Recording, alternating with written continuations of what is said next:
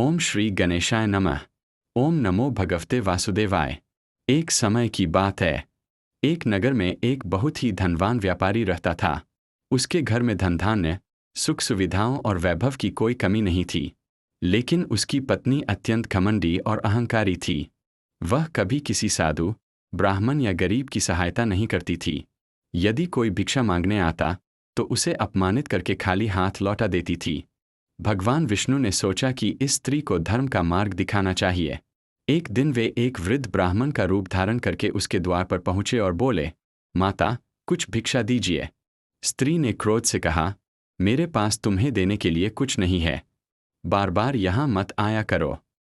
ब्राह्मण ने मुस्कुराते हुए कहा, यदि तुम चाहो तो मैं ऐसा उपाय बता सकता हूं जिससे तुम्हारे घर का सारा धन समाप्त हो जाएगा। यह सुनकर स्त्री आश्चर्यचकित हो गई। उसने पूछा, बताइए, क्या करना होगा? ब्राह्मण बोले, प्रत्येक बृहस्पतिवार को घर लीपना पोतना, सिर धोना, नाखून काटना, पीले वस्त्र न पहनना, भगवान विष्णु की पूजा न करना और केले के वृक्ष की पूजा भी मत करना। स्त्री ने वही करना शुरू कर दिया। कुछ ही महीनों में उसका सारा धन समाप्त हो गया। व्यापार चौपट हो गया। घर में अन्न का एक दाना भी नहीं बचा। परिवार गरीबी और दुख में जीवन बिताने लगा। एक दिन वही वृद्ध ब्राह्मण फिर उसके घर आए। इस बार स्त्री की आंखों में आंसू थे।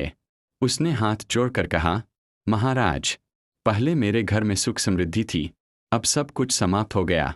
कृपया मुझे इसका कारण बताइए और कोई उपाय भी बताइए। ब्राह्मण ने कहा, हे देवी, यह सब तुम्हारे अधर्म और अहंकार का फल है। यदि तुम पुनः सुख और समृद्धि चाहती हो तो श्रद्धा और नियम पूर्वक बृहस्पतिवार का व्रत करो, भगवान विष्णु की पूजा करो, पीले वस्त्र धारण करो, पीले फूल और पीले चने की दाल अर्पित करो, केले के वृक्ष की पूजा करो, ब्राह्मणों और जरूरतमंदों को भोजन कराओ तथा इस व्रत की कथा सुनो। स्त्री ने उसी दिन से अपनी भूल स्वीकार कर ली और पूरे मन से भगवान विष्णु का व्रत आरंभ किया।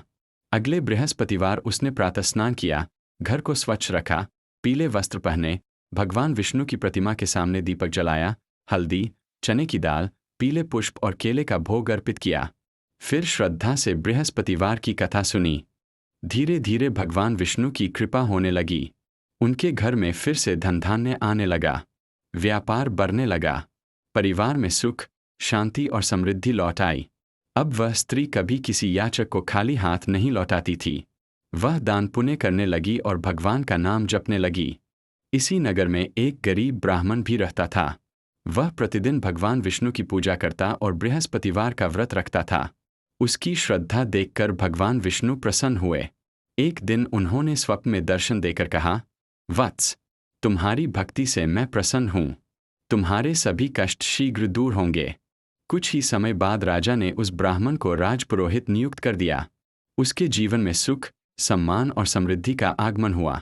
उसने अपनी सफलता का श्रेय केवल भगवान विष्णु की कृपा और बृहस्पतिवार के व्रत को दिया। यह देखकर नगर के अन्य लोगों ने भी श्रद्धा और विश्वास के साथ बृहस्पतिवार का व्रत करना शुरू कर दिया। भगवान विष्णु की कृपा से पूरे नगर में सुख, शांति और समृद्धि फैल गई। इस कथा से हमें शिक्षा मिलती है कि धन का अभिमान कभी नहीं करना चाहिए। गरीबों, साधुओं और जरूरतमंदों की सहायता करनी चाहिए।